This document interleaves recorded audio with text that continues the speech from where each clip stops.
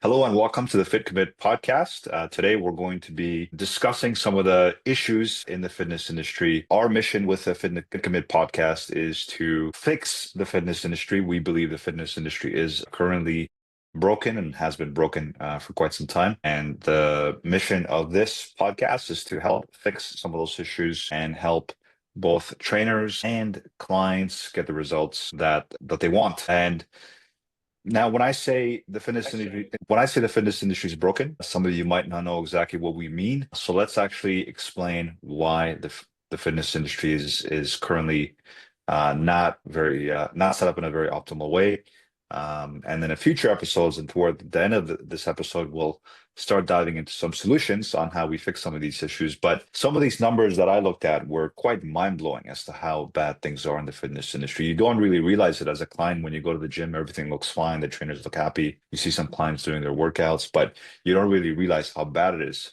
Maybe on the trainer side, you see how bad it is because you're living it. But on the client side, if you go to your gym, you don't really realize how bad the industry is actually doing. It is, one of the economy's biggest industries, and so it's doing all right, but it could do a lot better for both the business and for clients. So to go over some of these mind-blowing stats, I have with me in today's episode Andrew Menechian, my good friend back from Australia. He was one of the world's elite level trainers, training other trainers, and also has competed professionally and won awards in powerlifting and bodybuilding as well. But Andrew's very much one of the cutting edge trainers that I know, and he used to train other trainers on how to be effective and how to get client results. So he knows the industry quite well. So let's kick things off, Andrew. So I said that on the client side, you don't really see the problems with the fitness industry, but what do you see on the trainer side? The trainer side, the biggest thing that I think is wrong is it's got a lot to do with the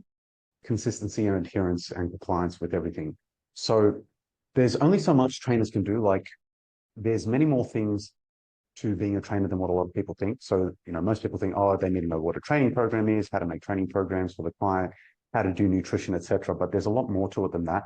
Um, any trainer that's been in the industry for a little bit of time will know very well that it's almost like you're a part-time psychologist as well. When you have your sessions with clients in person, you've got to talk to them, to go through their problems, make sure that they're, going through their day all good, blah, blah, blah, having any issues. And one of the biggest things that we tend to have problems with is client compliance. Now, this is very different depending on what type of clients you deal with. If you're dealing with competitors or Gen Pop, general population clients, it can be very, very different. So, for example, if you're training a elite level athlete or a powerlifter or a bodybuilder, in general, they don't have issues with their motivation, drive, discipline, and compliance. So that's not really an issue. So if you're a bodybuilder specific trainer, that's not really something you're dealing with. Your clients come to you, they follow your program, they do as they're told, et cetera, et cetera. But that's a very small population of the total population, right? Not everyone's a bodybuilder, not everyone's a powerlifter, an elite level athlete.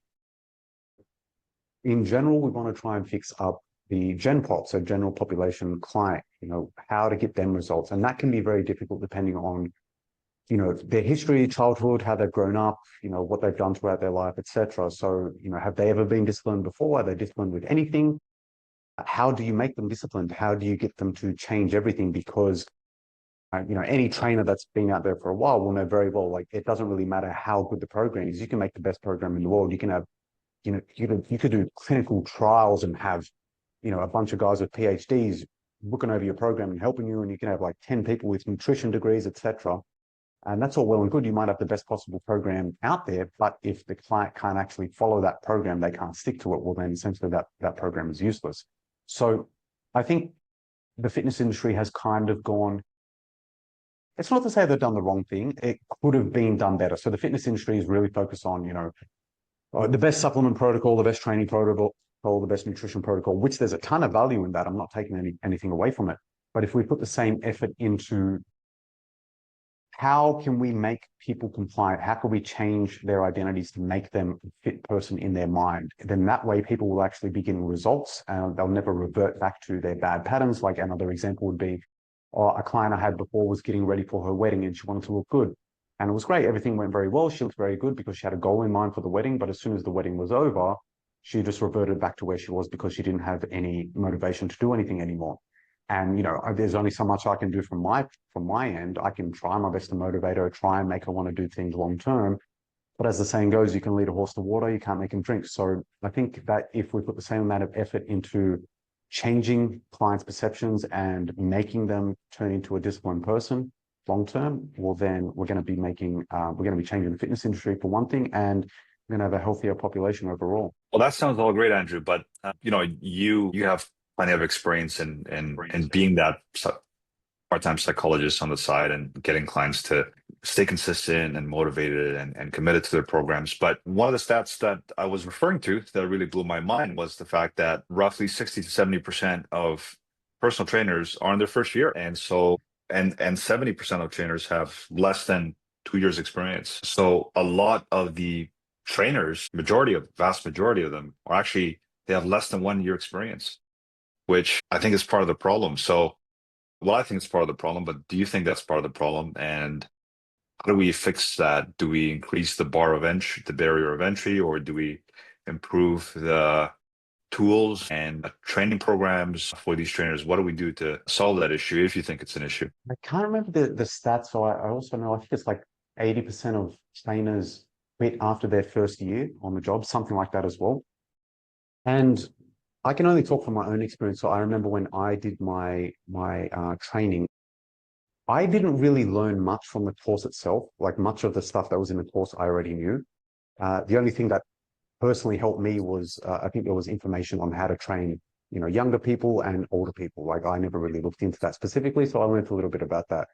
But overall, the certification that I did, and again, this was many years ago. This was 15 plus years ago or something. And I didn't really learn much, but I was very educated. I did a lot of research on my own.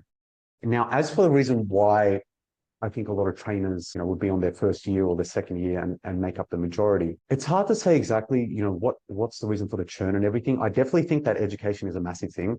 So, like I said, I can only talk from my experience. From what I learned in the course, it wasn't much. All of the more advanced programming, periodization, nutrition knowledge, that was definitely outside of the certification of the course. In terms of the, making clients motivated, disciplined, compliant, sticking to everything, again, from the course I did, there wasn't that much. But again, maybe that's changed since. I haven't really looked into the courses these days, certificate 3 and 4, etc., in fitness. So I don't really know on that end. But I definitely think it should be changed. Like, again, from what I did, the course that I did back in the day, it could absolutely be improved. Like, it was kind of too easy.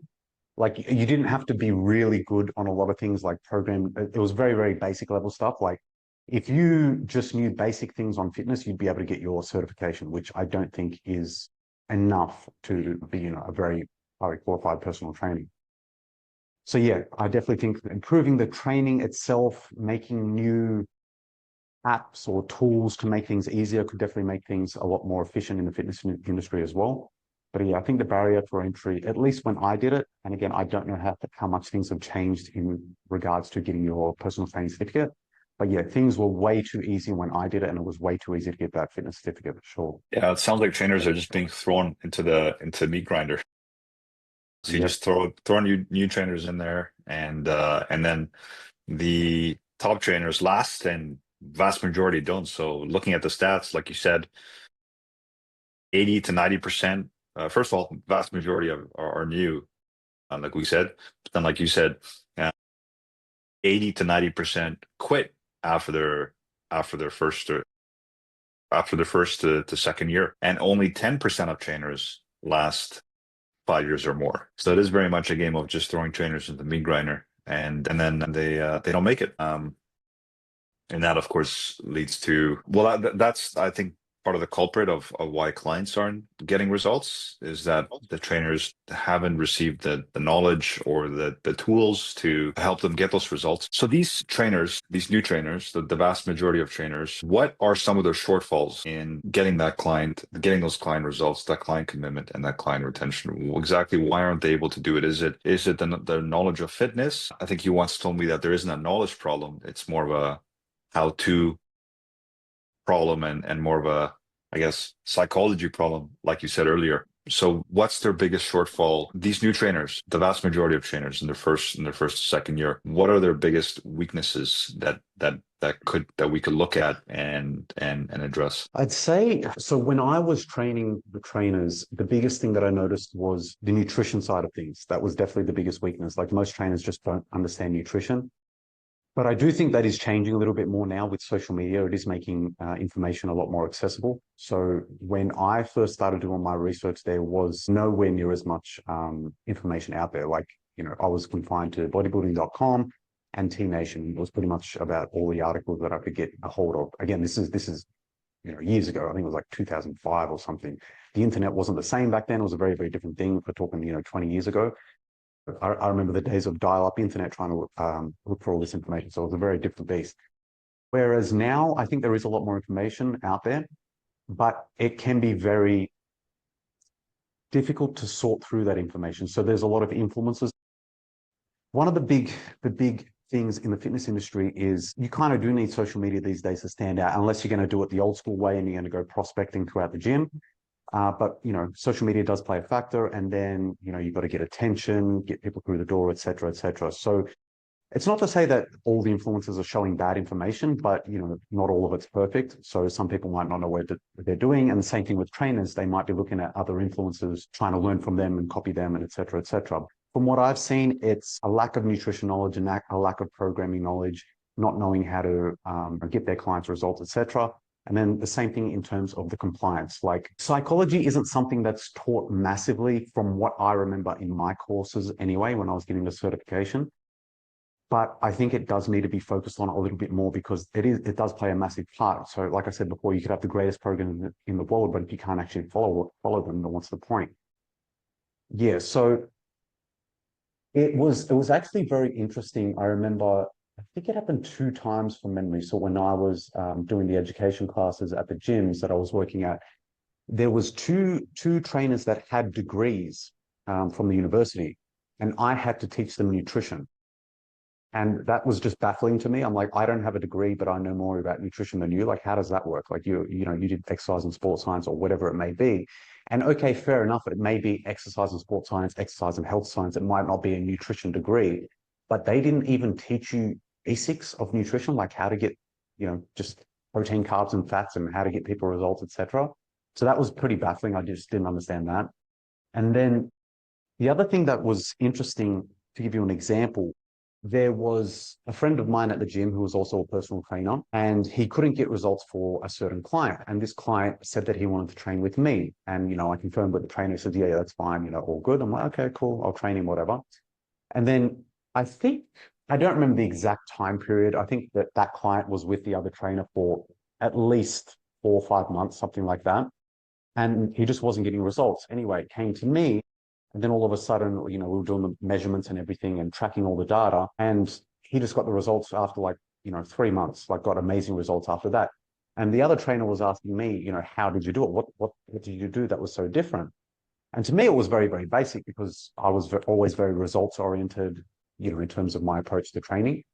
And to me, it was like there's a big data part of that. There's a knowledge of nutrition and training side of that as well. Thankfully, that client was very motivated and compliant and disciplined. So basically, I just told him whatever he had to do, and he did it. But yeah, it was just, having a look at the training program, volume, intensity, etc., taking into account the periodization, how much time we have, and all of that, and giving him a plan for the nutrition, and then just having feedback. So, see how he responds to what we're doing. Is he getting enough results for the time period? If not, we make certain changes, et cetera, et cetera. So it's, from my experience from training a bunch of trainers, it just seems to be, well, the biggest one that stands out is the nutrition, the lack of nutrition knowledge. Programming, look, the training side of things isn't too bad, but there was a lot of room for improvement from what I saw. And when I mentioned, just touching on something you said before about the knowledge not really being the biggest thing, there is a little bit more nuance to that. So it is true, if we want to take it at face value for what I said, it's true. Look, if you want results, assuming you're not super advanced, you're just a beginner. If you want results, everyone knows it's like move more, eat less. If you do that and you're overweight at the moment, you're going to lose some weight. It's very, very simple. For example, everyone sort of knows this. To lose weight, I need to stop eating as much as what I am, or I need to stop eating bad food. Everyone knows that. to gain muscle, everyone knows that I need to go to the gym, lift up some weights, etc., etc. So to say from a client standpoint that it's a lack of knowledge, sure, it's a lack of knowledge. You don't know everything, but that's not the reason why you're not getting results. Like you could stop eating as much and stop eating enough junk food, go to the gym, just go on the treadmill. You're going to lose some weight. Is that 100% optimal? Absolutely not. Can we do better? Absolutely, we can do better. I think the biggest thing that needs to be focused on is definitely the compliance side of things. I think that'll make a massive, massive change, even for the trainers themselves. So there's other things when it comes to the trainers' lack of success. You know, there's obviously the lack of knowledge in training, lack of knowledge in nutrition, lack of knowledge in the psychology of things. Then there's also the lack of knowledge in how to get clients as well. So and this is why social media is so big today. You can also do the old method of just prospecting in the gym. And there's a lot of things there, but you could do all that. So assuming you did very, very well in the social media marketing side of things and got clients to come through, assuming you did prospecting and you had a bunch of clients come through, if you can't keep those clients motivated or have them see the results long-term, so there's a reason to stay with you, well, then you're going to lose that client and there's just going to be a bunch of churn and just, you know, constantly looking for new clients over and over and over again. Yeah, well, churn in the fitness industry is probably one of the worst of any industry. Looking only at industries that involve a personal relationship and an advisor, like for example, financial advisors have an 80 to 90% retention rate. So if you're a financial advisor, 80 to 90% of your clients after 1 year come back to you. Personal trainers, it's only 30 to 40%. In other words, vast majority of clients, 70 to 60%, don't stick around with their trainer after a year, which is probably one of the worst retention rates out there. How nice would it be if trainers had 80 to 90% retention rates? How would that, just curious, how would that change their lives? Say massively, because that's like that'll be one less thing that you have to worry about on a daily basis. For example, just the average trainer. Obviously, there's the trainers out there that have like 1 million followers on Instagram, and you know people are coming left, right, and center, which is great. But then for your average trainer, how do they get their clients? You know, if you only got 1,000 followers on Instagram, how are you getting clients coming through the door? You probably have to do a combination of prospecting and, you know, a little bit of social media here and there. And if there's that much churn, well, then that just means, you know, half, you know, or a certain period of your week is going to be dedicated to trying to get more clients constantly. So yeah, if you could keep the client retention rate up to 80 to 90%, that'll just be, you know, it'll save a ton of man hours for the trainers themselves, a ton of effort. It'll mean a lot less work in terms of the marketing side of things. And yeah, you could probably build up your client base.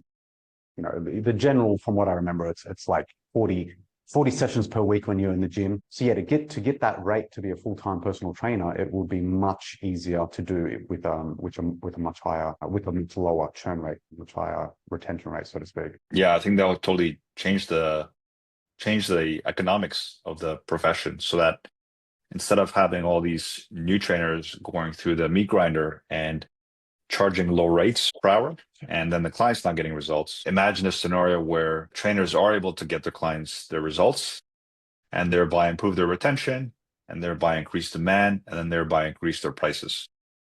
So you have more trainers, more clients, more money being made if you just solve that retention problem. But earlier you said that the knowledge problem, there is no knowledge problem nowadays. And you alluded to that being on both the trainer side and on the client side. So any consumer out there has ChatGPT in their pocket. They can go into ChatGPT and get a very well designed fitness workout and nutrition program. Might not be exactly tailored to them, but they can get most of what they need. Like you said, it's as simple as just eating less and burning more calories in terms of fat loss or weight loss, which is what most people go to the gym for. So people know what to do. And trainers probably, you know, there might be different levels of sophistication, but what most trainers prescribe should, if the client sticks to it, get them results. So the problem isn't knowledge. It's like you said, it's that compliance. But looking at some of these compliance stats, another very interesting stat is that 26% of people in fitness, clients, don't enjoy it. So if they don't enjoy a regular fitness program, how do you how do you address that? So it can be a little bit difficult. So you can try and change the program for exercises they like, but it all comes down to that person, the client in particular. So for example, if they're, I remember so many cases of energy vampire clients where everything you do is just, they're not happy. So you might be getting the client where they're just a chronic whinger. They just complain nonstop. So absolutely everything. Oh, I don't like this. I don't like that. I don't like this, etc. So to fix that, it's a discipline issue. So, you have to start small and build your way up, get them to do a couple of small things that they don't like, et cetera, and then slowly build your way up from there. And over time, you're just going to basically build up their willpower, their discipline, et cetera, for them to be able to do that long term. But yeah, I just want to make sure people aren't misinterpreting what we're saying with the knowledge thing. There is a knowledge issue, right? It's more so coming down to if you really, really wanted it. And I'm trying to use this example because I'm used to the days of dial-up internet with barely any information on fitness, whereas it's a very different story today with ChatGPT and AI being able to do everything for you. But if someone was trying to make the argument of, oh, I don't know what to do, well, that's a lie. If you don't know what to do, I'm going to assume you're out of shape.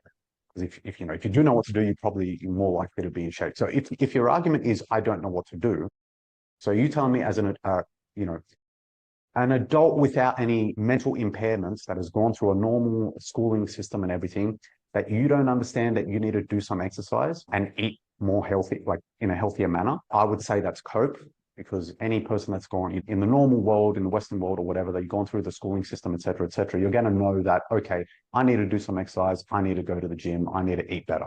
Saying that it's knowledge alone is a cop-out excuse. In terms of, like I said, I just want to reiterate, absolutely, there's more to it than just knowing that I need to eat less and move more. So look, the knowledge is a part of the factor. So trainers do need to improve their knowledge on nutrition and training as well. But yeah, it's absolutely compliance is the biggest thing. People are like, oh, I don't enjoy my program. Okay, you can do your best to try and make it as, how do I say, accommodating for that client as possible. So this is where the knowledge side of things will come into play. If the trainer is very good in terms of their knowledge of programming, periodization, etc., maybe they'll be able to make a program that's more suited to that particular client. Maybe the client will be able to tell them, okay, I do like these things, I don't like these things, etc., etc. The trainer might be able to say, okay, let's take 80, 90% of the things you do like for now, and let's do 10% of the things you don't like. Sound good with you? Client says yes. Okay, great. And then 2-3 weeks later, after they're used to it, okay, you cool with this routine now? Yeah, great. Okay, let's add in these 2-3 things that you don't like, and slowly build up from there. So small changes over time becomes habit. The client becomes accustomed to it, and that's how you can make the changes from there. With that being said, though, I do remember with the personality types when it comes to training. So I know that some people are more, dopamine dominant, acetylcholine dominant, et cetera, et cetera. So they're going to be more aligned to liking different types of training methods. So that's something else a trainer can do at the advanced level. You can take into account their personality type and then assign that training program more so for what they would enjoy. So, example, if the person might be dopamine dominant, could do changing up the program more often would be something that client would enjoy. Yeah, taking that into account as well would definitely help. But yeah, at the end of the day, it does depend on the client. Some clients are just going to be energy vampires regardless of the situation. They're just going to complain every step along the way, make your life difficult. And yeah, there's only so much you can do. This is what I'm saying. There's that psychology side of things as well when it comes to personal training.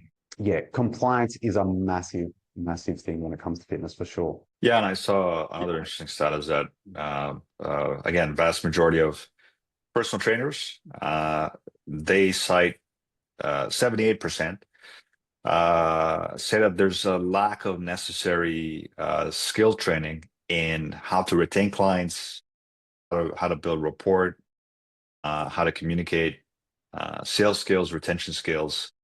These are some of the skills that are missing. Almost 80% of trainers feel that they're not trained well enough on how to on those behavioral modification techniques, for example. If you were to help all these trainers, because you used to train them, so if you wanted to help these trainers improve their skills when it comes to some of these behavioral and psychological techniques, how would you get that knowledge to them? Would you do a webinar? Would you do workshops, or what would be the format? And does this knowledge not exist? Has no one like put together a course on how to retain clients, or what is going on? I personally never heard of a course to do it that way, like in terms of client retention. I would assume there would be, but again, I don't really know. And yeah, in terms of like how would you deliver that training? Yeah, workshop in real life. You could do a webinar. Could be done in like a course structure online for sure. So there's a bunch of ways that it could be done. This is one of the reasons why we're sort of saying, the fitness industry, it feels like it's broken. Like they're focusing on that. Like, again, there's nothing wrong with focusing on training and nutrition. But if, I don't know, let's say like 90% of the industry and all of the training material is focused on training and nutrition, and we've only, less than 5 to 10% is focused on client retention, compliance, adherence, et cetera, well, then that's sort of making things, skewed in the wrong way, so to speak. So that means all the people that are disciplined are going to get great results, assuming they're with a trainer that knows what they're doing. And then that's probably why there's so much churn. There's so many clients that don't like what they're doing, don't know what they're doing, and the trainers just don't know how to accommodate for them. So yeah, it's definitely not a common thing for sure. Yeah, I honestly can't even remember of even seeing or hearing about a course that was talking about client compliance or adherence. It doesn't even ring a bell to me. Yeah, well, that to me, I'm coming from the software world, the B2B software world, and we have our sales force, our go-to-market teams, our client-facing teams, and they get tons of training on how to retain clients, how to sell, how to communicate, how to they get tons of support from the organization, but it's kind of mind-blowing to me how little support trainers get with some of those soft skills. And yeah, like you said, like we pointed out earlier, most clients, a good chunk of clients just don't enjoy themselves. And another interesting stat is that 38%, almost half of fitness clients don't find the gym atmosphere motivating. So that's also quite interesting. And one other telling stat relating to that is that the like very boutique gyms, like for example, Orange Fitness or your Cross 45 or your F45, fundamentally they're selling the same product, a fitness product, a program, but they have much, much higher client satisfaction, results, and ultimately retention. Their retention rates are, from what I saw, they were a lot higher. They were almost 70%, as opposed to the 30 to 40% of your traditional personal trainer. It sounds like those atmospheres like CrossFit, F45, SoulCycle, etc. These are a little bit gamified, from what I've seen. Do you think gamification does make a big difference? Is like, why are these boutique training studios able to get much better results, both for what the clients are looking for and their own retention? Yeah, so I think there'd definitely be a factor of community with some of those as well. So, being there with friends and making friends at those gyms would definitely make a difference as well.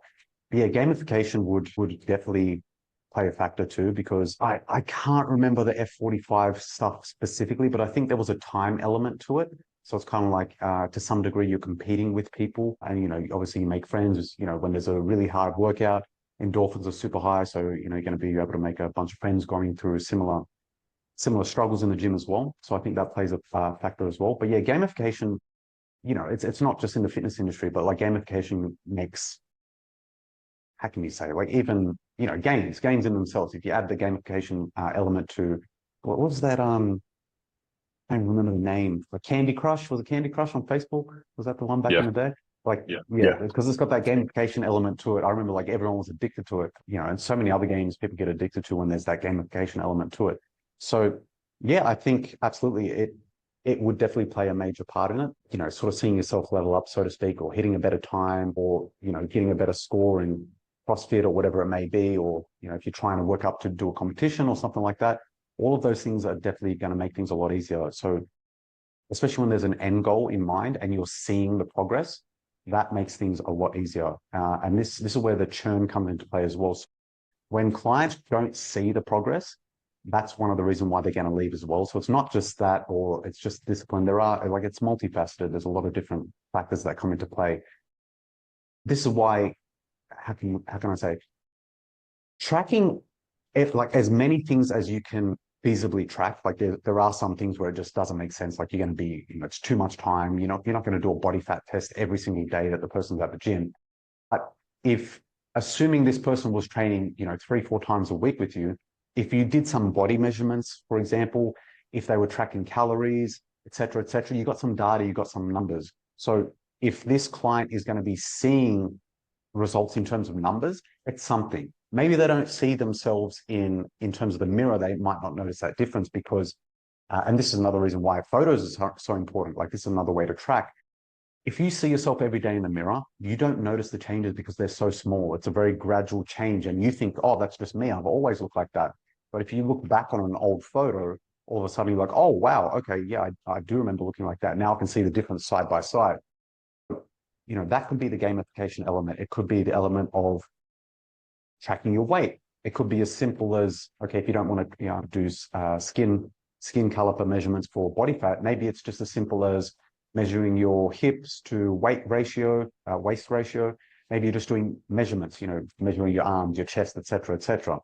Seeing all of those changes over time definitely adds to the compliance because now the client is more bought into the process. I've seen the results. Okay, let's keep going with this. As opposed to if you didn't track anything, maybe that client did actually get good results, but they can't see anything because they see themselves in the mirror every day, small changes, they don't notice anything. And they're just like, oh, I put in all this effort, I'm not getting anywhere, it's time to give up, blah, blah, blah, blah, blah. So yeah, I think gamification would play a massive part in success if implemented correctly, for sure. And you mentioned the visual aspect of clients seeing the results. I think I've seen you take like routine photos of your clients so they can go back and look at those and see their progress. Is that something all trainers should be doing? And why are they doing that? I definitely think they should.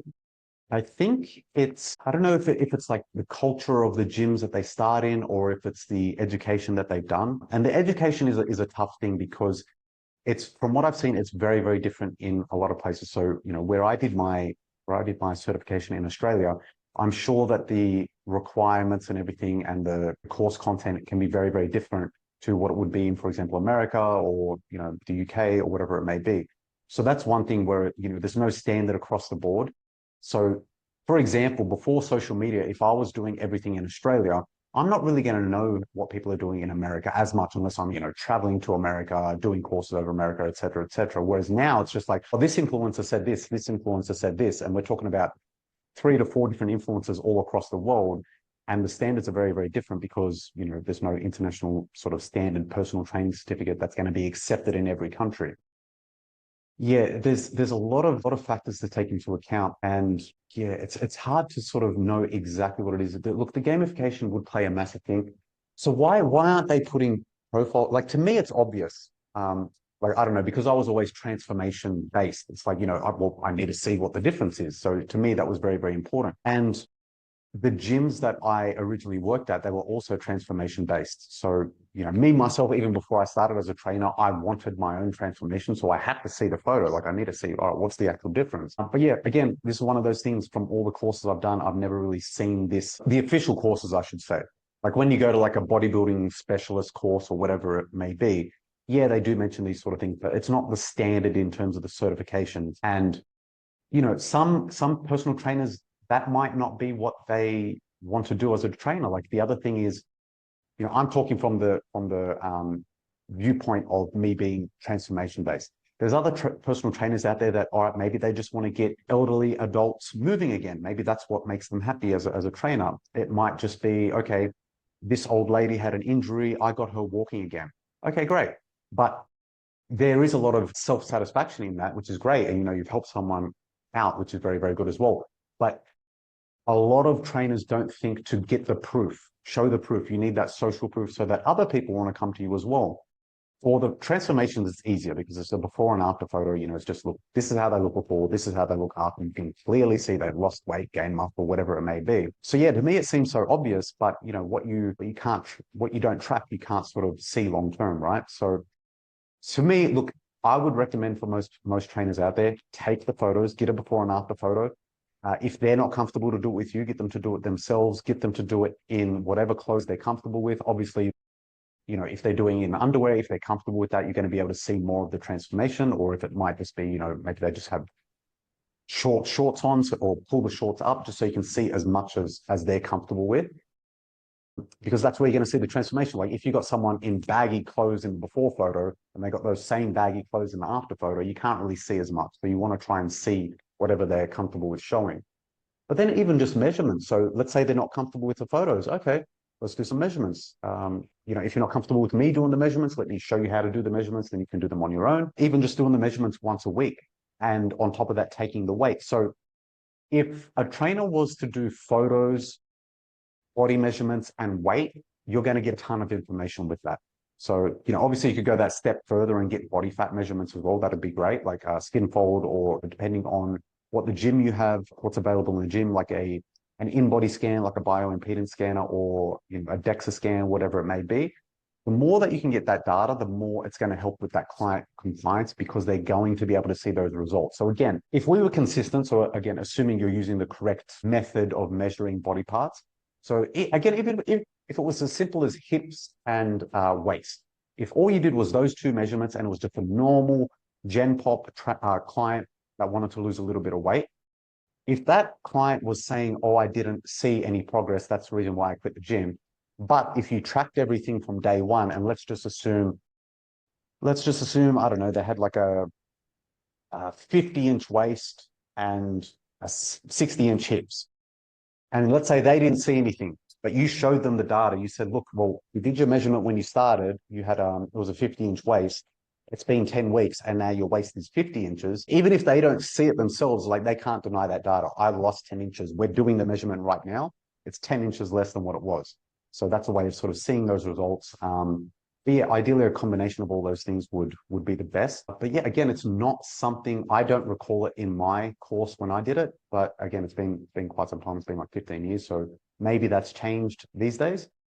But again, even so, for example, when I was doing the education in the gyms that I was at, same sort of thing from what I can remember. The nutrition knowledge was bad overall. It was the worst thing. The training knowledge was okay, but the programming could have been a lot better. But in terms of like before and after photos, at least for the gym that I was doing the education at and some of the gyms that I did know, it wasn't really a popular thing. It was only really the trainers that have sort of cemented themselves as transformation coaches, that they were the ones where they were getting that data. But regardless if you're a transformation coach or not, I think you should be tracking data. Like, what do most people at the gym want to do? They want to lose weight. Like, that's the main thing. Again, depending on if you're at a yoga gym, okay, you want all the yoga things, flexibility and all of that. But the majority of people that are out there want to lose weight. And if you want to lose weight, it's very easy to track. Track some measurements, track your weight at the very minimum, and track your before and after photos if they're comfortable to do that as well.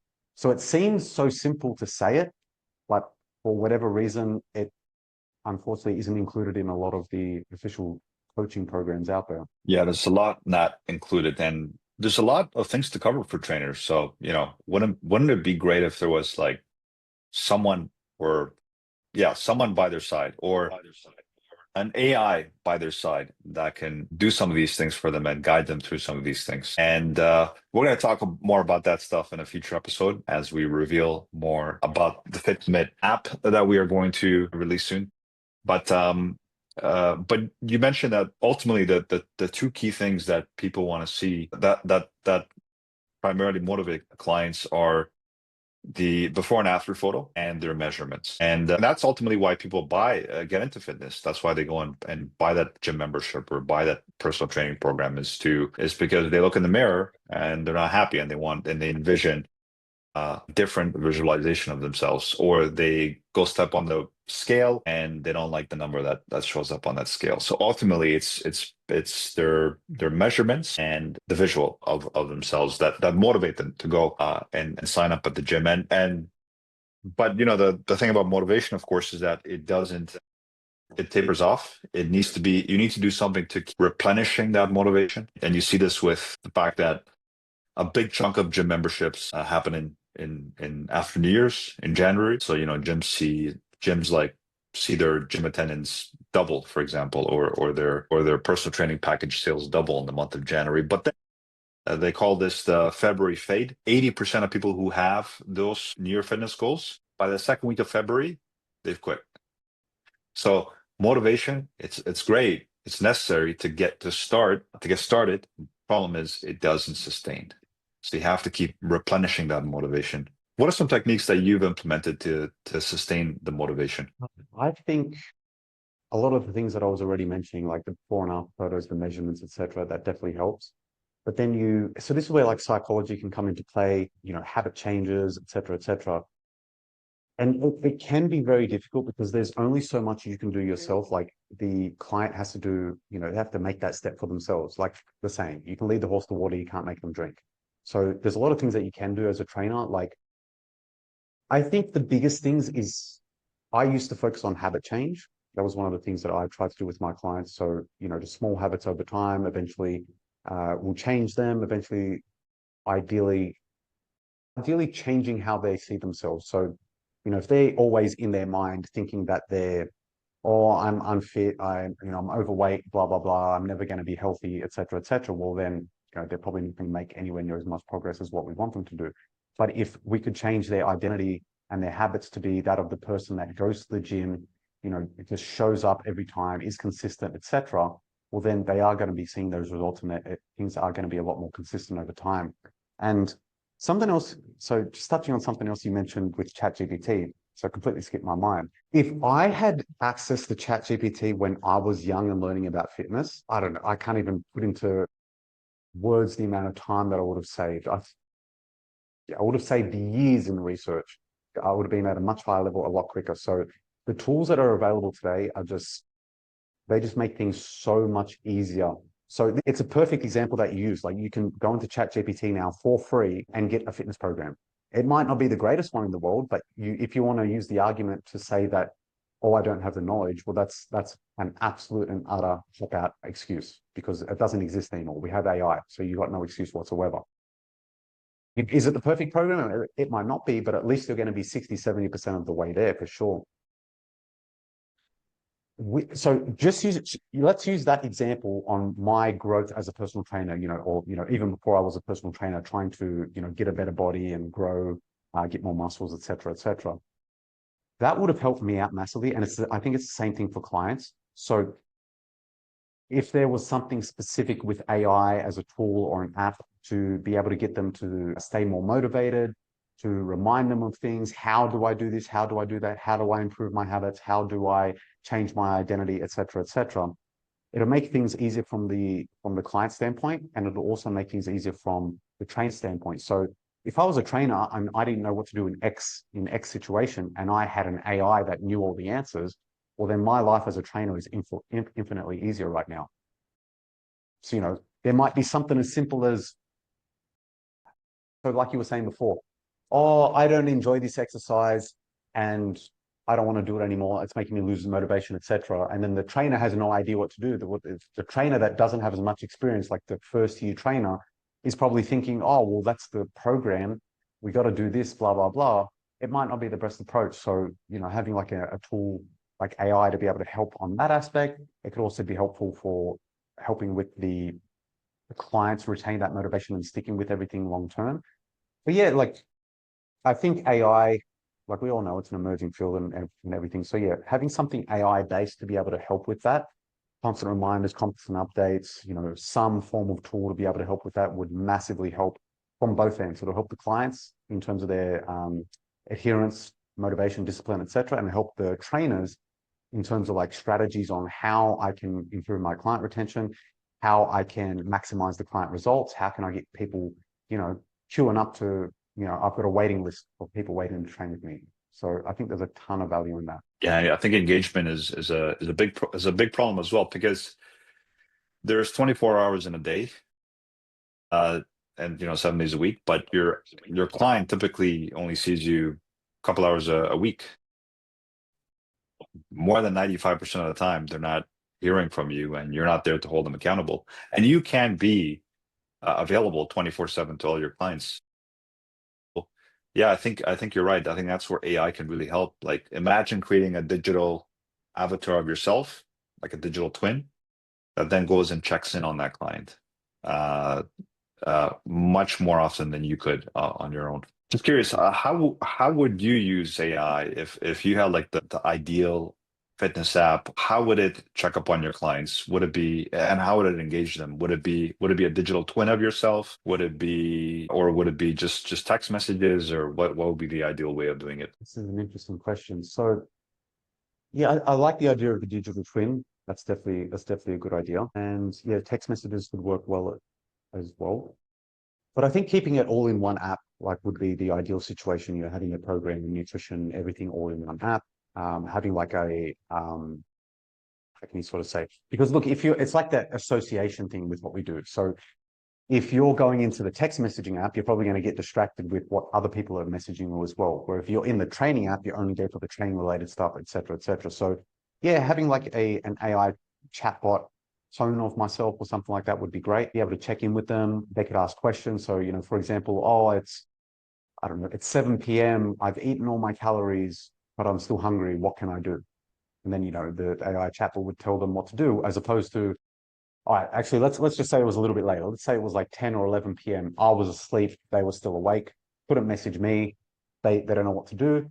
Well, normally, assuming there was no AI available, well, they'd be stuck in that situation. They'd probably talk themselves into, oh, it's okay, just cheat this one time. You know, it's like that addict sort of self-talk kind of thing, which a lot of clients go through. It's like, how can you say it? Like when you're hungry, you're going to figure out a way on how to, you know, eat something extra, which is fine. Like I'm not saying don't eat, but it's like your mind will want to go to the most dirtiest food possible, right? So, you know, if you had an AI there, the AI might say, okay, instead of going binging on McDonald's, why don't you try having, I don't know, some watermelon? Some watermelon tastes sweet, but it's got low calories, right? So maybe the AI could educate them on that. Maybe this client didn't know much about calories and they didn't even comprehend the idea of, oh, I can have watermelon. I like watermelon. Okay, I'll have watermelon instead of going to McDonald's because I'm super hungry right now. And, you know, it's just an excuse that I can go and break my diet right now. So, yeah, I think, yeah, like a digital clone would be a very, very helpful idea in the field for sure. And putting that nutritional knowledge in there is so key as well, because you might have the best workout program ever, and you might have your trainer, and you might be completing all your workouts, but if your diet is off, if your nutrition isn't right, then you're not going to get the results. And that's probably also why another interesting stat, only 20% of personal training clients achieve significant measurable results. So 80% don't get the results, don't get significant results or measurable results. And that's probably because nutrition gets overlooked so much. Yeah, yeah, yeah. The nutrition, like I said, from my experience training the trainers, barely anyone knew nutrition, at least to the degree of getting very, very good results. Like it's one thing a lot of people don't understand. It's two separate things. Eating healthy doesn't necessarily mean you're going to lose fat. And the same thing vice versa. Like you can eat healthy and put on weight, which most people don't understand because they don't understand calories and energy balance. So most personal trainers, again, I can only talk from my experience, but they understand the basics like, oh, yes, this food is healthy, that food is, unhealthy, et cetera, et cetera. And then like that's a whole nother rabbit hole you can go down. A lot of people say, oh, there's no such thing as unhealthy food, blah, blah, blah. It's like, well, if you talk about trans fats and artificial foods, we can make the argument of the impact that that's having on your health and your gut health, et cetera. But yeah, in terms of I can't remember what the name of the documentary was. I think it was Supersize Me from memory. I can't remember the guy's name. But what he was trying to do is he was trying to prove a point that the majority of weight loss comes from energy balance. And what he did for 30 days was he ate McDonald's, but he tracked his calories in McDonald's. And I can't remember the exact numbers he got, but I do remember it was significant. Yeah, he ended up losing weight. Basically, the footnotes are he lost weight after 30 days of tracking calories, eating McDonald's. I think so. Sorry, I got mixed up with this. There was the official documentary, The Supersize Me, where he was saying like how bad things happened from when he was eating McDonald's for those 30 days. Then there was a trainer who did like I don't know what they call it, like a response to that documentary. He did his own thing, eating McDonald's for 30 days. He tracked everything, but he tracked the calories and everything. He actually lost weight. So what he was basically trying to prove was it doesn't really matter what the source of food is. It's more so what calories are you getting. There was another one. I can't remember the exact name of the journal. And I can't remember who ran it, but what they were doing, they were running like a little experiment for a while where they were having protein powder and Ben and Jerry's. That was like the food source. but they were tracking the calories with the protein and Ben and Jerry's. And it was the same thing. They were proving if I'm eating in a calorie deficit, eating protein powder and Ben and Jerry's, I lost weight. And obviously, I'm not encouraging that. I'm not saying that that's what you should do, but it's more so they did these things to prove a point. If we do this, you are going to lose weight. So yeah, I think the reason a lot of clients don't get the results is most trainers, again, from my experience, don't have a very advanced knowledge of nutrition. There could be the compliance part of that as well. Like there's the compliance factor of that as well. There could be the factor of they're losing motivation because they're not seeing results. So there are a lot of factors at play. Yeah, assuming the client has the discipline and compliance and adherence to the program, well, then it's 100% coming down to the lack of nutritional knowledge on that, like them not knowing what to eat or how to eat, etc. Gotcha. So it sounds like there's two big problems in fitness. Is one, compliance, but even if you get the compliance, if the nutrition isn't done right, then again you're not going to get the results. And the nutrition is something that's missing from a lot of trainers programs. Interesting. So the ideal solution would address these two elements. But Andrew, you recently read, it really surprises me here in 2025 how many things are the kinds of things that are missing from the fitness industry, because you got very smart people in that industry. You got very smart people. You got all the incentives. So it just kind of blows my mind as to all the things that are missing from the industry. And one of the things that's missing is the best practices when it comes to behavioral modification and that psychology element. Some trainers have it, the very advanced trainers have it, but by and large, most trainers don't get that training. So, for example, the number one book in the marketing world, the number one book on sort of influence and getting people to comply and commit is a book by Robert Cialdini. He's the top expert on this topic when it comes to behavioral compliance. It's the number one book on this topic of how do you get people to comply and commit and stay consistent and stay motivated. I tried very hard to find a blog post or an article somewhere on the internet as to how the fitness industry, the fitness profession can apply those principles. Nothing. So I had to write it myself, actually, and we'll be publishing that soon. But for our next episode, what do you say because I know you read the book recently, what do you say we dive into the contents of that book and break down how each of those chapters applies to, can be leveraged by trainers and the fitness industry? Sounds good. I think there's going to be a lot of value in it because, yeah, like we were talking about this before, some of the things that certain people were able to do to other certain people and get them to comply to were actually quite stunning. So to be able to use that in the fitness industry, I think there'll be a ton of value to that. Yeah, I think just those techniques alone could massively change client compliance. By the way, Robert Cialdini calls all these professions like sales and marketing and these sorts of PR, these sorts of professions, he calls them compliance professionals.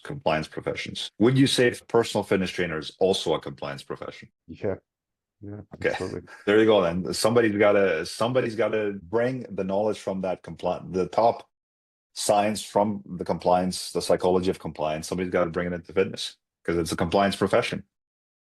And no one's done it yet. So okay, I look forward to covering that in our next episode, Andrew. We'll get together again next week and cover that off. Okay, awesome. All right. Any final words, Andrew? No, that's pretty much it. But yeah, I think there's a lot of room for improvement in the fitness industry overall. And I think implementing the right systems and taking advantage of a lot of the new tools that are available that are coming out as well, I think that can massively change things and push things in a better direction. Because again, like I was saying before, there's a ton of information on nutrition and training, which is great, but that's only really serving the people that can actually stick to all of those things. And if we were able to make that cater to the vast majority, so getting just your average person to be able to comply with fitness and nutrition and training and all of that other knowledge, but they're actually able to get into the gym and actually stick to all of that stuff, well, then I think that'll make a massive positive change in the industry.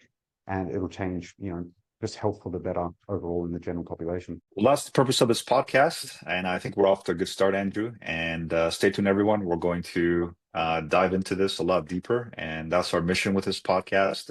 If you have any suggestions, feedback, comments, or if you want to come on as a guest, let us know.